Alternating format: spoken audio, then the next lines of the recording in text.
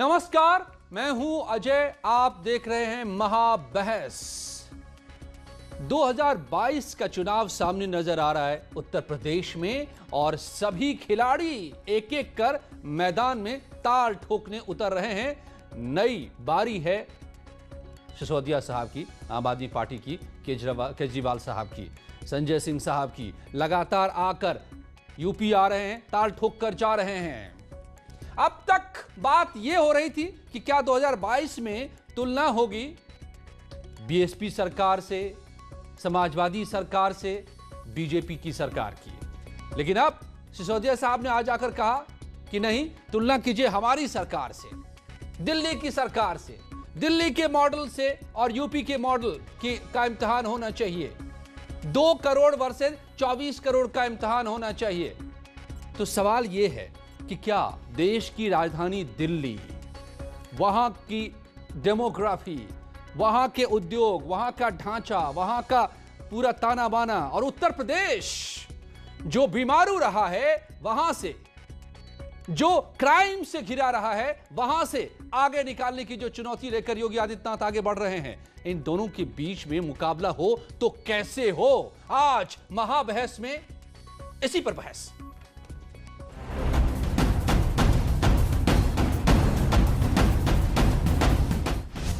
UP में तैयार है 2022 का चुनावी अखाड़ा। दंगल में आप ठोक चुकी है ताल। आपकी बीजेपी को बहस की चुनौती। सिसोदिया का वार, कपिल का पलटवार। बहाने वो बनाता है जो काम नहीं करता। जो 2 करोड़ की आबादी को संभाल सकता है, वही 24 करोड़ को भी संभाल सकता है। आप कम से कम बताइए तो सही, अगर आपको तुलना ही है। जो 70% प्रिंसिपल के पद खाली पड़े हैं, कोई संभालने वाली सरकार तो नहीं दिख रही है। संभालने वाली सरकार नहीं है, गाने वाली सरकार है। आप खिलाती है टुकड़े टुकड़े गैंग को बिरयानी।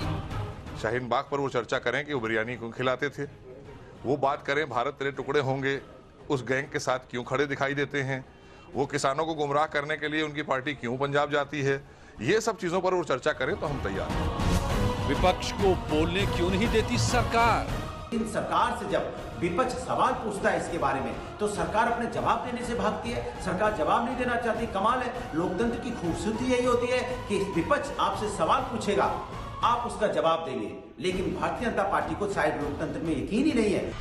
आज महाबहस इन्हीं सवालों पर।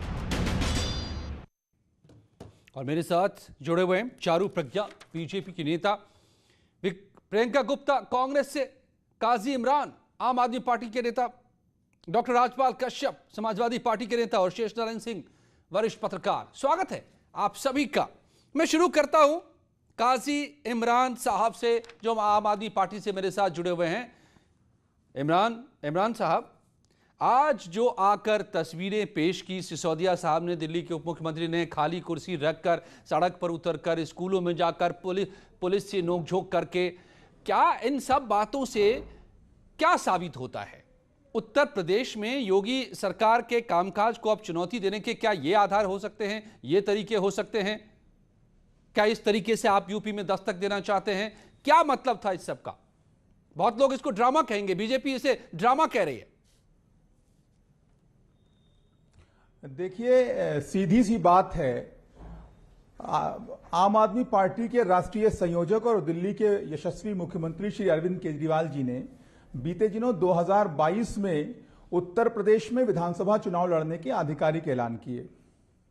उसके बाद भारतीय जनता पार्टी बौखला सी गई और जब दिल्ली के उप मुख्यमंत्री और शिक्षा मंत्री मनीष सिसोदिया जी ने उत्तर प्रदेश के स्कूलों के हालात और दिल्ली के स्कूलों के हालात, उत्तर प्रदेश के शिक्षा मॉडल और दिल्ली के शिक्षा मॉडल पे एक तुलनात्मक दृष्टिकोण पेश किया प्रेस कॉन्फ्रेंस के जरिए, तो भारतीय जनता पार्टी के सम्मानित मंत्रियों ने ही तो कहा था, उन्होंने ही तो चुनौती दी थी कि आगे दिल्ली का जो शिक्षा मॉडल है और उत्तर प्रदेश का जो शिक्षा मॉडल है, तो इसका जवाब काजी इमरान इसका जवाब निमंत्रण को स्वीकार किया। काजी इमरान इसका जवाब दिया है रहे लगातार उनसे। जी, काजी इमरान साहब, इसका जवाब दिया है आप ही के पुराने साथी ने, जो अब बीजेपी में हैं, और उन्होंने, कपिल मिश्रा ने इसका जवाब दिया है, और बड़ा लंबा चौड़ा उन्होंने जवाब दिया है, और कहा है कि दरअसल नाटक कर रहे थे सिसोदिया साहब, झूठ का पुलिंदा लेकर आए थे सिसोदिया साहब। हकीकत तो ये है, और वो क्या है कि दिल्ली के सरकारी स्कूलों की तादाद घटी है,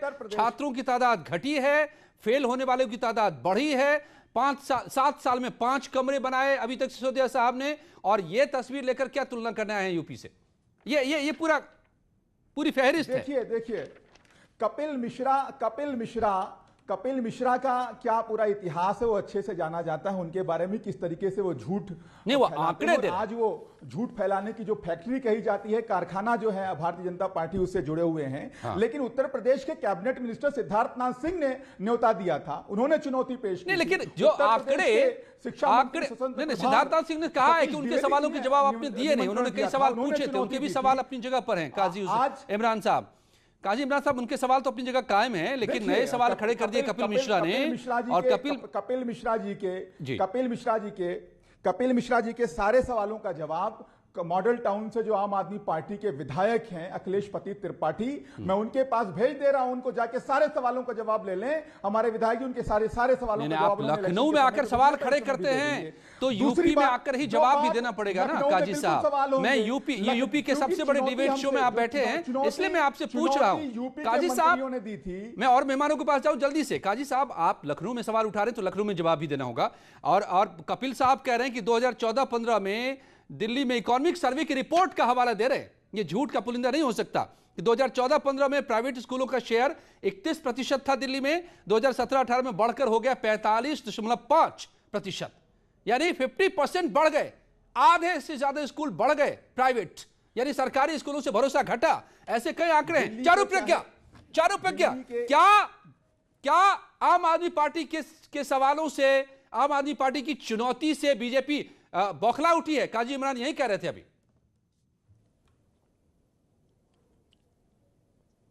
अजय जी, मैं ना उनकी बातें सुनकर मन ही मन मुस्कुरा रही थी, अब आपका सवाल सुनकर खुल के मुस्कुरा रही हूँ। क्या इनको याद है राजस्थान के इलेक्शन में क्या हुआ था? इसी तरीके के बड़े बड़े दावे देकर ये राजस्थान गए थे। आज उत्तर प्रदेश की ये बात करते हैं। थोड़ी सी जनसंख्या की दिल्ली इनसे संभल नहीं रही है।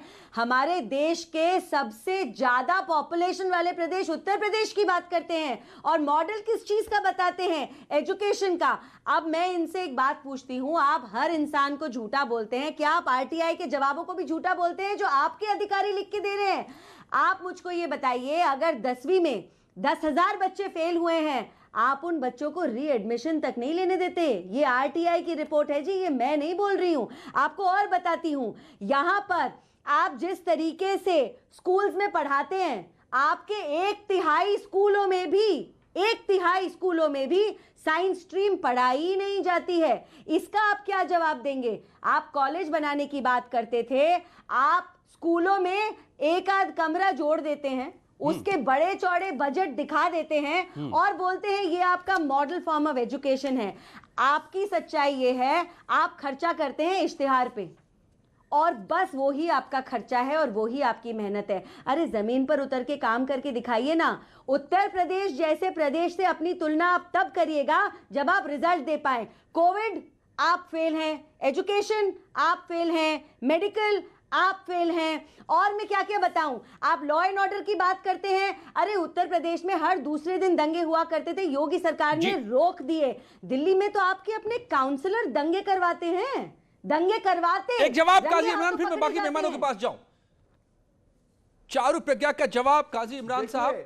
आज दिल्ली के सरकारी स्कूलों से, आज दिल्ली के सरकारी स्कूलों से आईआईटीज में, नीट में और जितने प्रतिष्ठित एग्जामिनेशन हैं सब में सिलेक्शन हो रहे हैं। और जिस तरीके से आंकड़े की जादूगरी कह लीजिए, आंकड़े की बाजीगरी कह लीजिए, आंकड़े की जो धांधलेबाजी है, उसमें भारतीय जनता पार्टी के लोगों को महारत हासिल है। लेकिन उनको समझना चाहिए। मैं तो फिर वही बात कह रहा हूं, सिद्धार्थनाथ सिंह जी ने निमंत्रण दिया था, उन्होंने कपिल मिश्रा जी के सवालों का तो जवाब दे दीजिए, चारुप्रज्ञा के सवालों का तो जवाब दे दीजिए। जिन स्कूलों से वो भाग रहे थे, जिन स्कूलों से वो भाग रहे थे, तो भाग गए डिबेट में से, डिबेट में से भाग गए। मैं आपको एक बात और बताना चाहती हूँ अजय जी, ये क्यों बच्चों को एडमिशन नहीं लेने देना चाहते? क्योंकि दिखावे के लिए रिजल्ट अच्छा आना चाहिए। बच्चे पढ़ाई करें या उनका भविष्य बने, इससे इनको कोई लेना देना नहीं है। कागज पे रिजल्ट चाहिए और ये रिजल्ट लाते हैं बच्चों को घर बिठाकर। और जिस तरीके से आंकड़ों की बाजीगरी करके, आंकड़ों की जादूगरी करके पूरे मामले को पलटने की कोशिश की जा रही है, ये आज क्यों मनीष आप जवाब दीजिए ना। आपसे मेरा स्पष्ट सवाल है, तो आप जवाब दीजिए। आप बच्चों को रीएडमिशन तो अलाउ नहीं करते।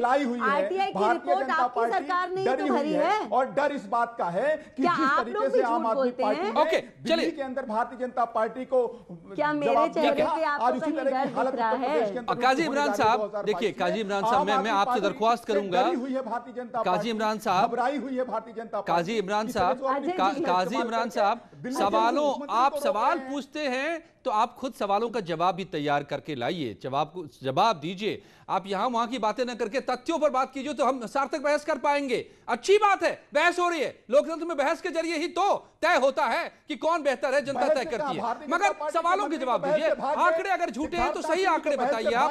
डॉक्टर राजपाल कश्यप, मैं दोबारा आऊंगा। Kazi Imran, I will come back to you again sir. मैं सबको ले लूं डिबेट पे। राजपाल कश्यप साहब, लेकिन आम आदमी पार्टी एक और बात कह रही है इन सारी बातों के जरिए, डॉक्टर राजपाल कश्यप, कि चुनौती में समाजवादी पार्टी या बीएसपी नहीं है, अब चुनौती में हम हैं, क्योंकि सबने पीठ में छुरा घोंपा।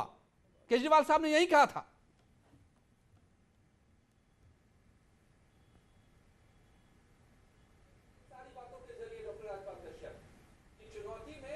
जी राजपाल जी, आप ही से सवाल है, आप सुन पा रहे हैं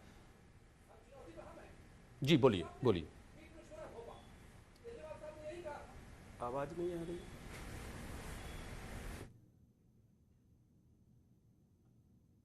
बड़ी शर्मनाक स्थिति। प्रियंका, आप ही सवाल, यही सवाल आपके लिए। बीजेपी सरकार के मंत्री ने आमंत्रण दिया और खुद भाग गए, ये तो बड़ी शर्मनाक स्थिति है। और दूसरी बात, बीजेपी ने धरातल पे किया क्या उत्तर प्रदेश में?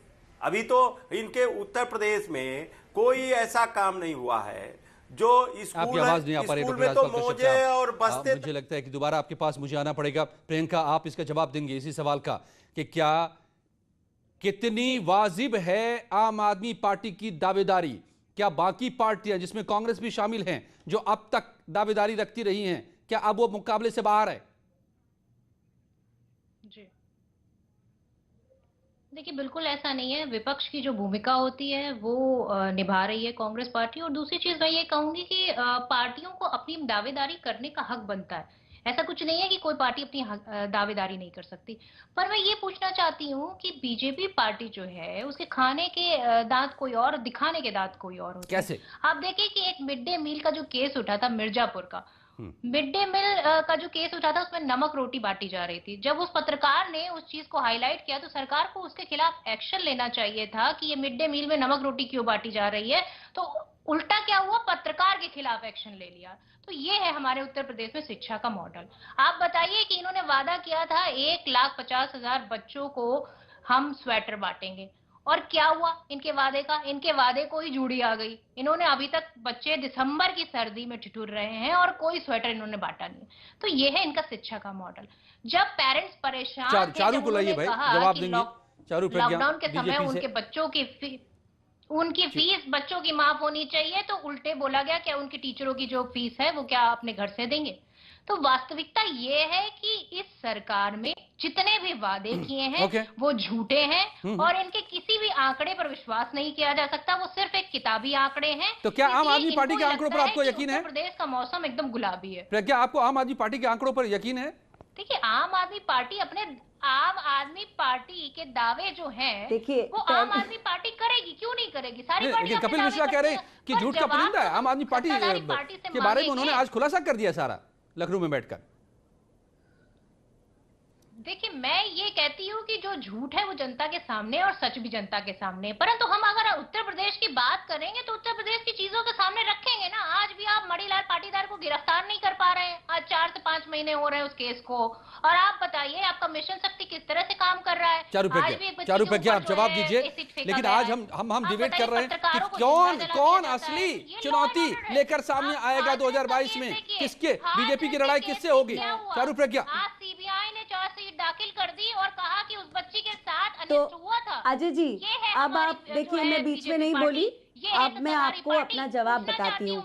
मुझे ना प्रियंका जी का पैशन टू डिफेंड कांग्रेस बहुत पसंद आया, लेकिन सच्चाई तो वो भी जानती हैं। ये उस पार्टी को डिफेंड कर रही हैं जिसको एक के बाद एक अपना अध्यक्ष बनाने को राहुल गांधी के आगे कोई विकल्प दिखाई नहीं देता। ये उस पार्टी को प्रोजेक्ट यहाँ पर कर रही हैं जो यूपी में साल दर साल अपना वोट शेयर घटाती आ रही है। ये उस पार्टी को प्रोजेक्ट कर रही है और आज प्रोटेक्ट कर रही है जिसकी एक्चुअली कोई स्टैंडिंग ही नहीं है उत्तर प्रदेश में। प्रियंका जी आप जो भी बोल रही थी मैं आपके बीच में बोली नहीं। अजय जी आप थोड़ा मॉडरेट करिए। और बहन जी को थोड़ी मिर्ची लग रही है मेरी सच्चाइयां सुनकर, लेकिन आप उनको चुप कराइए तो मैं आपको उनके आंकड़े बताती हूँ। मैं शेष नारायण जी को ले आता हूँ पहले डिबेट में। तो इनको जी शेष इनको चलाने दीजिए, उसके बाद मैं आपको बताती हूँ। देखिए प्रियंका जी की सारी बातों का श्योर मैं I'll come back। सारी आपकी बातों का एक जवाब मैं आपको देती हूँ। आप उस पार्टी को डिस्कस कर रही हैं जिसके आगे राहुल गांधी के आगे कोई विकल्प नहीं है। आपकी कहानी यही खत्म है, फुल स्टॉप लग चुका है आपकी कहानी को। तो आप तो बात करिए ही मत। शेष नारायण जी मैं ओके प्रियंका जी, चारू जी मैं आता हूं दोबारा आपके लोगों के पास। शेष नारायण जी मैं आपके पास थोड़ी देर से आ रहा हूं, लेकिन इसलिए क्योंकि सभी पार्टियों की राय तो जान लेता। आज जो तस्वीर आम आदमी पार्टी ने लखनऊ में पेश की, खाली कुर्सी मंत्री जी के लिए यूपी के सवाल लेकर आए थे, लेकिन कपिल मिश्रा ने लंबा से जवाब दे दिया और झूठ का पुलिंदा साबित कर दिया खुद आम आदमी पार्टी को। अब बीजेपी सवाल उठा रही है कि दिल्ली की सरकार छोटी से राज्य में वहां पर जो कुछ कर रही है, यूपी चलाना इतना आसान नहीं। सवाल है कि कैसी तुलना होगी, किस तरह की लड़ाई होने वाली है, कौन चुनौती देने वाली पार्टी है नजर आ रही है आपको 2022 में योगी आदित्यनाथ को? तुलना की क्या जरूरत है? योगी आदित्यनाथ मजबूत हैं, वो अपना लड़े। तुलना क्या जरूरत है? जिसको लड़ना है उसको लड़ने से रोक नहीं सकते ना। कपिल मिश्रा से मेरी 3-4 साल से मुलाकात नहीं है, जब हमारे बहुत करीबी दोस्त के बेटे हैं ये। और जब हम इनसे पिछली बार मिले थे तो आपके मंत्री थे, आम आदमी पार्टी के कैबिनेट मिनिस्टर। तो कपिल मिश्रा की बातों के चक्कर मत पड़ो। लेकिन आज जो अभी पुलिस ने रोका उनको, मनीष सिसोदिया को, गंभीर मामला है। क्या असल में असर डाल रहे हैं क्या आम आदमी पार्टी उत्तर प्रदेश में? क्योंकि देखो कांग्रेस का अलग सवाल है, उनका तो अपना अध्यक्ष हार गया था, माननीय राहुल गांधी खुद हार गए, और 7 एमएलए जो जीते थे उनमें से एक जो रायबरेली वाली है उसने छोड़ दिया।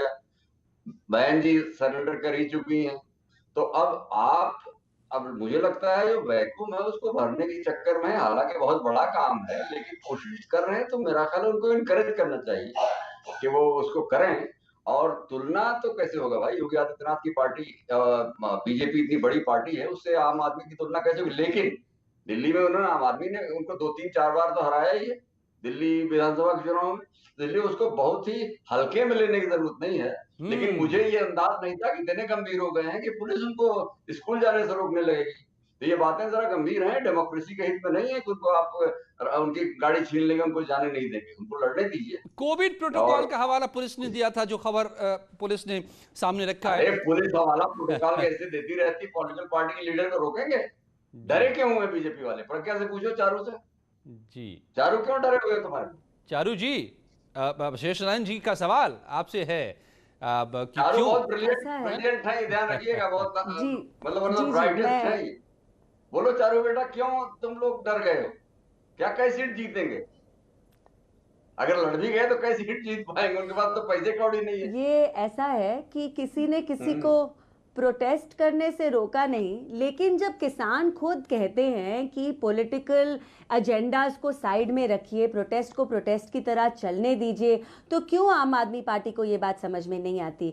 हाँ, लेकिन जब दिल्ली में छठ पूजा होने वाली होती है तो आम आदमी पार्टी को कोविड याद आ जाता है दिल्ली में। लेकिन अगर कोई इस तरीके का काम हो रहा हो जो सरकार के खिलाफ जा रहा हो, आम आदमी पार्टी रास्ते खाली कर देती है, उनके खाने पीने का तरीका उनको मिल जाता है। लेकिन माइग्रेंट माइग्रेंट लेबर के लिए क्यों नहीं मिल पाता आम आदमी पार्टी को, यही उनको खिलाने पिलाने का और सही से रखने का जरिया। तो ये जो दोगली राजनीति आम आदमी पार्टी ने चला रखी है ना देश में, ये समझ में आती है। और ये दोगली राजनीति की वजह से ही आम आदमी पार्टी का सच्चा चेहरा आज सब लोगों के सामने है। भाई एमसीडी के पैसे खाए क्यों बैठे हैं? कितने दिन हो गए? 13,000 करोड़ थोड़ा पैसा नहीं होता। पॉल्यूशन के नाम पे ग्रीन सेस इकट्ठा कर रही है आम आदमी पार्टी। खर्च कहां करा वो ग्रीन सेस? पिछले काउंट पे मुझे पता था 800 करोड़ है, अब तो शायद बढ़ गया होगा। उन 800 करोड़ में से 80 करोड़ भी खर्च कहां करा, आप मुझको बता दीजिए। और आपके आशीर्वाद के लिए बहुत बहुत धन्यवाद भाई साहब। बीजेपी ऐसे ही आगे बढ़ती रहे। राजपाल जी को मैं लाता हूं, नहीं जुड़ पाए हैं राजपाल जी, अपना पक्ष नहीं रख पाए हैं। डॉक्टर राजपाल कश्यप, समाजवादी पार्टी के प्रवक्ता। राजपाल जी, यहां अब आकर के सिसोदिया जी ने आज कह दिया फिर से एक बार कि चुनौती, मैदान में चुनौती देने तो हम ही उतरेंगे, हम ही हैं दावेदार। अब तो चुनौती के लायक यहां की पार्टियां अब रही नहीं।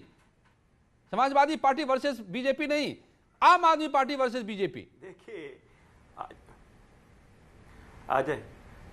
अजय जी, ये लोकतंत्र है, सबको आज़ादी है अपनी बात कहने का और सबको चुनाव लड़ने की आज़ादी है। लेकिन यहाँ कोई हरा सकता है और हराएगा बीजेपी को तो वो समाजवादी पार्टी हराएगी। दूसरी बात ये है कि बीजेपी ने काम क्या किया, यहाँ कोई काम तो किया नहीं। जो भी काम माननीय अखिलेश यादव जी ने काम किया, उनके फीते के फीते काट रहे हैं। नहीं, ठीक है, पहले तो ये तय कर लीजिए ना कि हराएंगे एसपी तो कैसे किया आम आदमी पार्टी, उनका कोई मुकाबला नहीं। काजी इमरान साहब, कौन असली चुनौती देने वाली ताकत रखता है, दम रखता है चुनौती देने का? ये उनकी पार्टी नहीं, देखिए ये उनकी पार्टी है, वो अपने का अधिकार है। लेकिन ये उत्तर प्रदेश में और बीजेपी सरकार ने जिस तरीके से लोकतंत्र की हत्या कर रही है कि कोई विपक्षी दल अगर आवाज उठाएगा तो उसको रोक दिया जाएगा, जेल में भेज दिया जाएगा। ये किसको? उत्तर प्रदेश में सभी मोर्चों पे बीजेपी सरकार विफल है। तो नहीं तो ठीक है, अगर आपकी बात को ये मान भी लें तो बाहर चुनौती देने का दम कौन रखता है? काजी इमरान जी की पार्टी आम आदमी पार्टी या आपकी पार्टी समाजवादी पार्टी? अब तो ये भी सवाल है ना। समाजवादी पार्टी ने कई मौकों पे अजय जी दिखाया है। उत्तर प्रदेश के मुख्यमंत्री को अपनी सीट गंवानी पड़ी, उप मुख्यमंत्री को गंवानी पड़ी। अभी देश के प्रधानमंत्री बनारस में चुन के आते हैं, वहां पे भी एमएलसी का चुनाव दोनों सीटें समाजवादी पार्टी जीती है। समाजवादी पार्टी मुख्य विपक्षी पार्टी है और हर धरना प्रदर्शन से लेकर हर मुद्दे पे लड़ रही है। दूसरी बात, लड़ाई हमारी यहाँ बीजेपी सरकार से है। नहीं तो यहाँ तो बोल के गए हैं भाई, मोर्चे पे विफल है। अरे साहब, यादव जी ने जो पैमाने, राजपाल जी ये सवाल मेरा नहीं है, ये सवाल तो केजरीवाल साहब ने उठाया दिया है कि आप सबने यूपी की जनता को ठग लिया, पीठ में छुरा घोंप दिया, इसलिए अब आम आदमी पार्टी ही चुनौती देगी सत्ता को।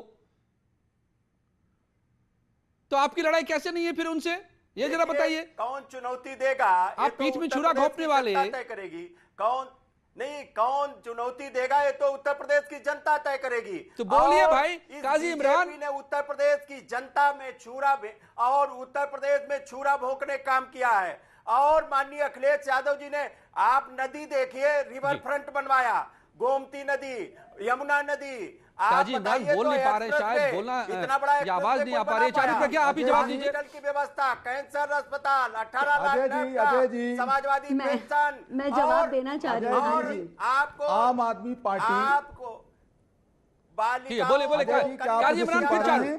I'll come to you. पहले काजी इमरान जवाब दे लें कि असली दावेदार है कौन विपक्षी पार्टी का। सबसे पहले बात रखने दीजिए। काजी इमरान लोगों को खामोश कराइए, मैं अपनी बात रखूं। आप रखिए, आप बोलिए। राजपाल साहब आप जवाब तो सुन लीजिए। काजी आम आदमी पार्टी की राजनीति, पहले आम आदमी पार्टी उत्तर प्रदेश की राजनीति में जिस प्रकार से जिस प्रकार से उत्तर प्रदेश की राजनीति मुद्दों से काफी दूर चली गई थी, जातिवाद के बंधनों में जकड़ी हुई है, धर्म के और नफरत की राजनीति में जकड़ी हुई है, उससे निकालने का काम आम आदमी पार्टी उत्तर प्रदेश के अंदर करेगी। आम आदमी पार्टी उत्तर प्रदेश की राजनीति को शिक्षा के मॉडल पर लेकर आएगी। स्कूलों के नाम पर अब उत्तर प्रदेश में राजनीति होगी, अस्पतालों के नाम पर राजनीति होगी, बिजली के जो बढ़े हुए बिल हैं, जो भागते हुए मीटर हैं, उनके नाम पर अब उत्तर प्रदेश की राजनीति होगी। जो सड़कों में गड्ढा है, जिनको गड्ढा मुक्त करने की बात मुख्यमंत्री जी ने की थी, उन सड़कों के नाम पर अब उत्तर प्रदेश की राजनीति होगी।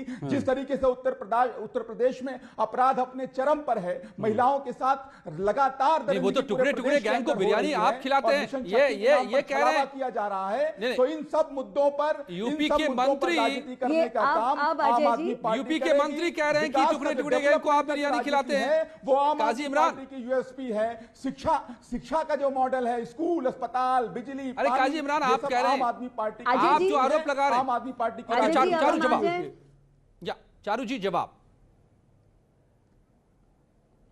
जी, मुझे ये देखकर बहुत खुशी हो रही है। ये सब आपस में ना मुख्य विपक्षी पार्टी बनने के लिए लड़ रहे हैं, तो बहुत अच्छी बात है। मेरी आप सबको शुभकामनाएं। देखिए, पार्टी पक्ष में भारतीय जनता पार्टी रहेगी, ये मैं दावे के साथ कह सकती हूँ।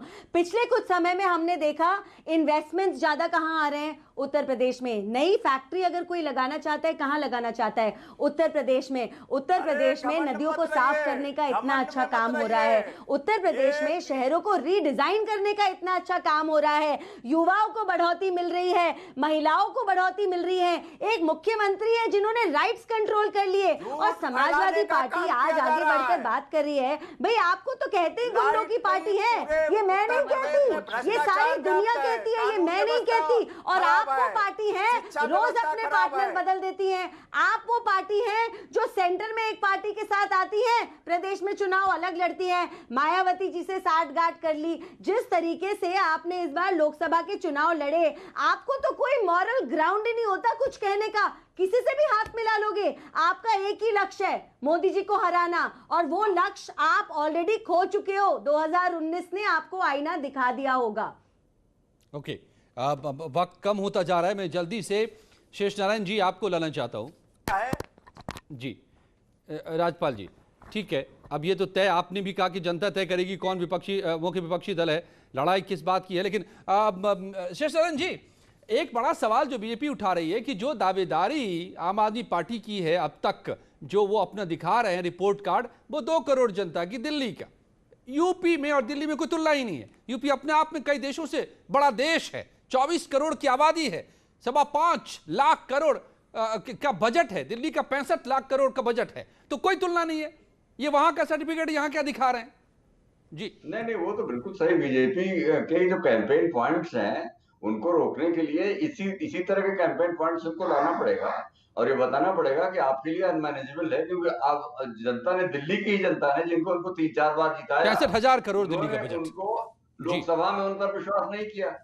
तो ये बात तो उनको आत्मनिरीक्षण खुद करनी पड़ेगी, इमरान साहब की पार्टी वालों को, कि भैया हमको लोकसभा में जनता क्यों ने हमको गंभीरता से लेती है। 67 सीट, यानी कांग्रेस 0 और बीजेपी 3 सीट पर लिमिट हो गई, और असेंबली में, और लोकसभा में 0 पे आ गई आम आदमी पार्टी। तो ये सवाल तो आम आदमी पार्टी को देखना पड़ेगा, यूपी से कंपैरिजन कहां से होगा, क्या इश्यूज होंगे, क्या करेंगे, ये सारी बातें मेरा ख्याल है बीजेपी का ये जो उनका क्रिटिसिज्म है लेजिटिमेट है। इतना ही वक्त था। तो बड़ा ही दिलचस्प है, 2022 की जो जंग जैसे जैसे करीब आ रही है, एक से एक सूरमा मैदान में आ रहे हैं, और सभी यही दावेदारी कि असली चुनौती देने की ताकत योगी की सत्ता को है, तो उन्हीं में है। आम आदमी पार्टी ने आज ये चुनौती पेश की है। तो क्या यूपी का मॉडल और दिल्ली के मॉडल के बीच लड़ाई होगी, या असली दावेदार कोई और होगा? अभी देखते चलिए। आज महाबहस में इतना ही। धन्यवाद आप सबका मेरे साथ जुड़ने के लिए, और अपर्णा के साथ इस वक्त की खबरें। बहुत शुक्रिया आपका।